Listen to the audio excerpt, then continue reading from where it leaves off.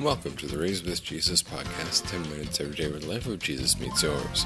You've got your daily Bible reading for July 9th, 2019, looking at the first portion of 1Corinthians chapter 12. Now concerning spiritual gifts, brothers, I do not want you to be uninformed. You know that when you were pagans, you were deceived, and somehow led away to mute idols. Therefore, I am informing you that no one speaking by God's Spirit says, "A curse be upon Jesus," and no one can say Jesus is Lord except by the Holy Spirit.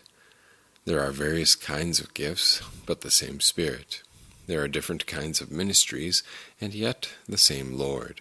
There are various kinds of activity, but the same God, who produces all of them in everyone. Each person is given a manifestation of the Spirit for the common good. To one person, a message of wisdom is given by the Spirit. To another, a message of knowledge, as the same Spirit produces it. By the same Spirit, faith is given to someone else. And to another, the same Spirit gives healing gifts. Another is given powers to do miracles. Another, the gift of prophecy. Another, the evaluating of spirits.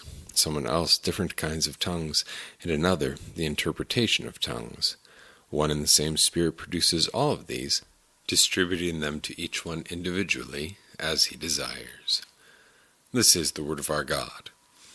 As Paul takes up the next topic and the next question, the next major issue really from the Corinthians, we see that chapters 12, 13, and 14 are all one unit. It's kind of an ABA kind of a structure, if you remember that.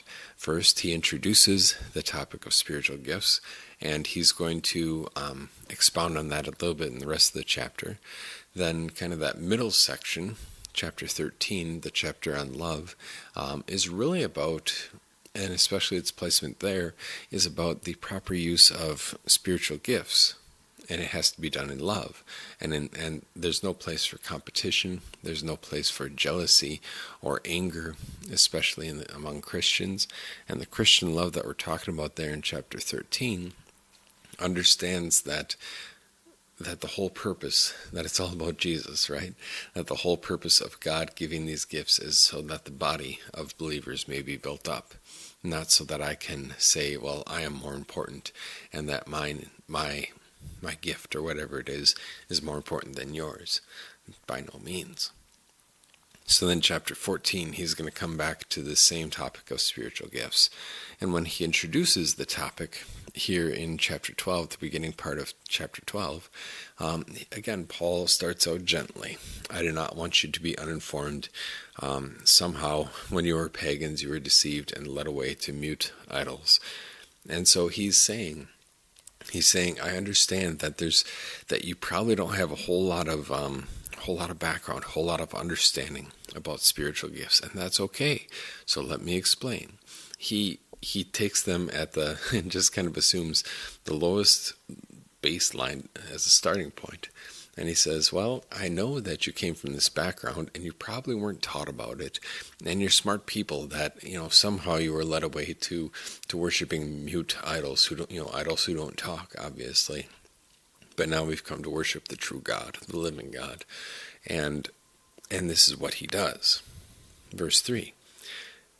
This one who is a living God has chosen to speak.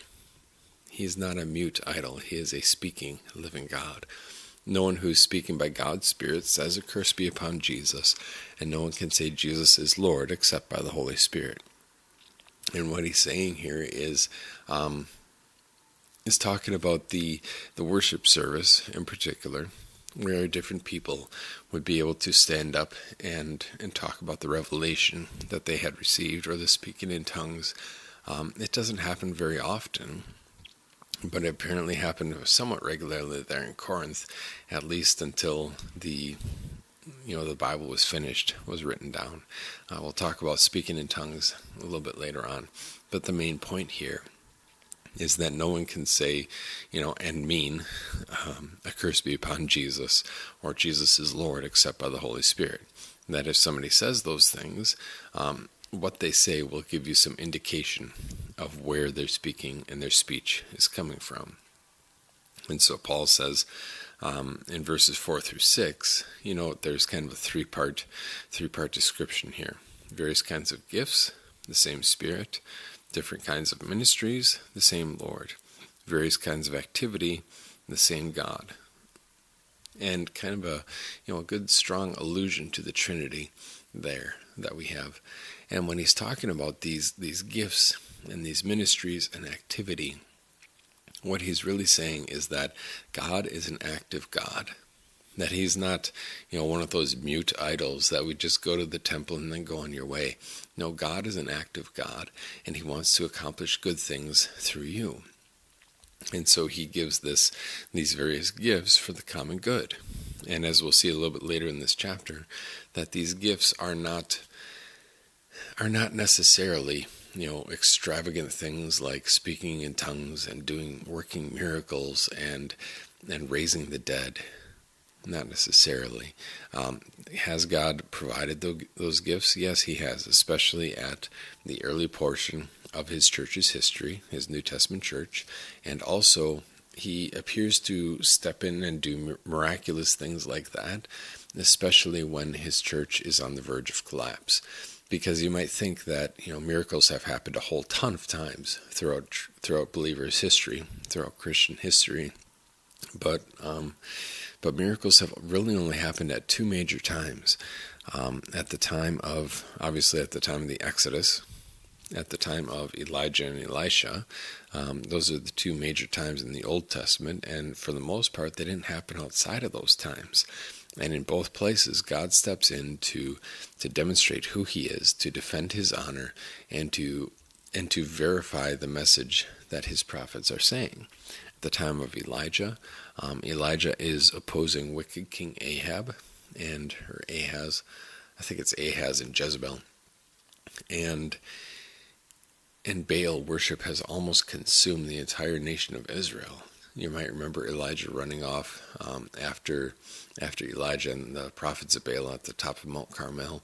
And Elijah's like, I'm the only one left. And now they want to kill me too. What's up with that? What gives, God?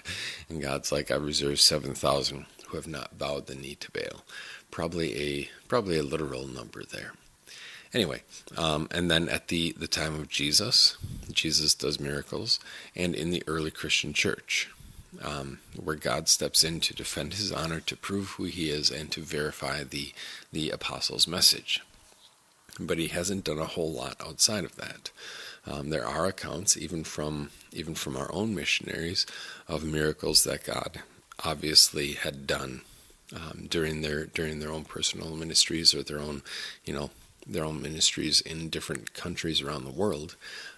But what you see there is mostly at places and at times where it's an important time, where either the church is on the verge of collapsing, or if a false impression and a false god is continued to give some leeway, then the people will just give up on the Christianity thing in entirety.